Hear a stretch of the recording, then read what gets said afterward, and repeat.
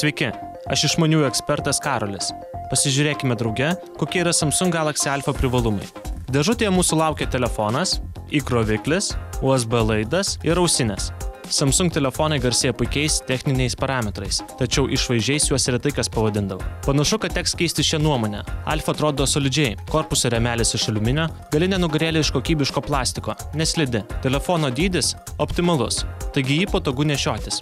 Telefono mygtukai ir jungtis išdėstytos protingai ir patogiai. Telefoną įjungti galiu dešinėje pusėje. Viršuje standartinė ausinių jungtis. Kairėje randu garso reguliavimo mygtukus. Žemiau mikro USB jungtis ir garsiakalbis. Telefono ekrano įstrižainė yra 4,7 colio. Lyginant pavyzdžiui su Samsung Galaxy S5, šis ekranas mažesnis, bet vis tiek jis yra pakankamai ryškus, sodriai perteikia spalvas. Baterija nedidelė, ekranas irgi. Todėl aktyviems vartotojams turėtų jos užtekti visai dienai. Baterija keičiama. Vadinasi, ją išsikrovus, galite pakeisti atsarginę. Jeigu tokios neturite, pravers ypač efektyvus baterijos taupymo režimas.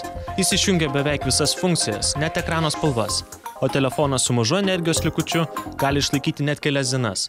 Tai aktualu kelionėse ar kai tenka laukti svarbaus skambučio.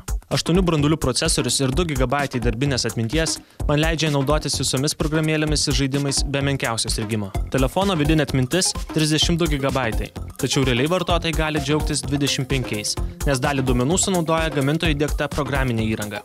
Kaip bebūtų, tai didelis atminties kiekis. Pavyzdžiui, telefone tilps net 25 000 minučių muzikos, tai net virš 17 parų. Telefonas dėja nepalaiko microSD atminties kortelės, tačiau gamintojas jums suteikia nemokamai 50 GB Dropbox internetinėje duomenų saugykloje.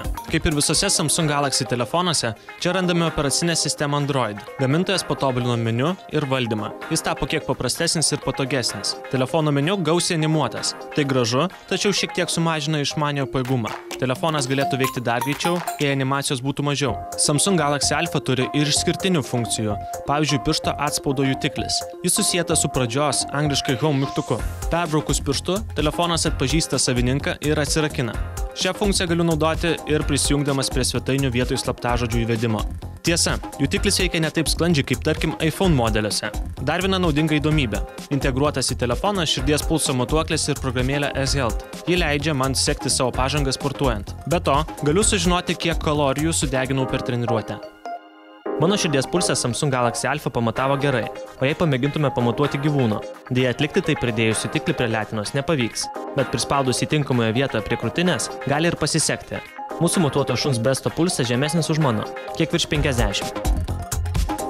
Nors telefono kamera nėra geriausia iš to, ką gali pasiūlyti Samsung, tačiau nuotraukų kokybė gera. Užėję į kameros nustatymus rasime su kuo pažaisti. Kamera turi HDR režimą, leidžiantį paryškinti spalvas, panoraminį fotografavimą, geriausio kadro parinkimą ir kitų galimybių. Mano išvada. Samsung Galaxy Alpha yra galingas, kompaktiškas, atveriantis naujas galimybes išmanusis. Samsung Galaxy Alpha jums tiks, jei ieškote telefono, kuris lengvai susidoroja su įvairiomis užduotimis ir patogiai telpa kišenėje.